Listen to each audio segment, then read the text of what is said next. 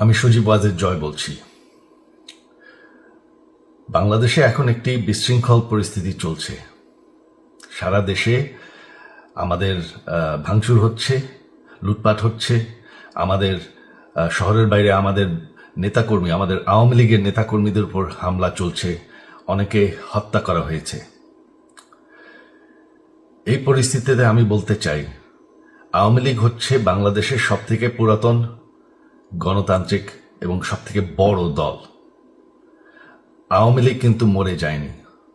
আওয়ামী লীগ এই দেশকে, বাংলাদেশকে স্বাধীন করেছে। আওয়ামী লীগকে শেষ করা সম্ভব না।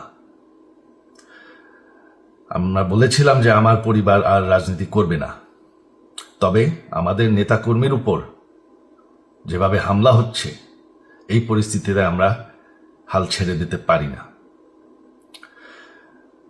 বাংলাদেশে যদি গণতন্ত্র, নতুন বাংলাদেশ গড়ে তুলতে হয়, আওয়ামী লীগ ছাড়া সম্ভব না। আওয়ামী লীগ হচ্ছে সব থেকে বড় দল। আওয়ামী লীগ কোথাও যাবে না, আওয়ামী লীগ শেষ হয়ে যাবে না। আওয়ামী লীগকে শেষ করা সম্ভব না। আওয়ামী লীগের নেতাকর্মীদের আমি সবাইকে আহ্বান জানাচ্ছি যে আপনারা সাহস নিয়ে দাঁড়ান। আপনারা একা না, আমরা আছি। বঙ্গবন্ধুর পরিবার কোথাও যায়নি, আমরা আপনাদের সাথে আছি।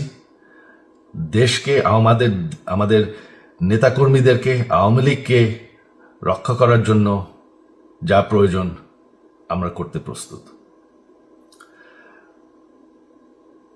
এই যে আমাদের বর্তমান যারাই আছে ক্ষমতায়, তাদেরকে আমি বলবো যে আমরাও একটি গণতান্ত্রিক, শৃঙ্খল, নিরাপদ বাংলাদেশ চাই, জঙ্গিবাদ মুক্ত। তার জন্য আমরা সবার সাথে আলোচনা করতে প্রস্তুত। শুধুমাত্র তারা যদি জঙ্গিবাদ এবং ভায়োলেন্স বাদ দেয়। শেখ হাসিনা মরে যাননি, আমরা কোথাও যাইনি। বাংলাদেশ আওয়ামী লীগ ছাড়া গণতন্ত্র, নির্বাচন সম্ভব না।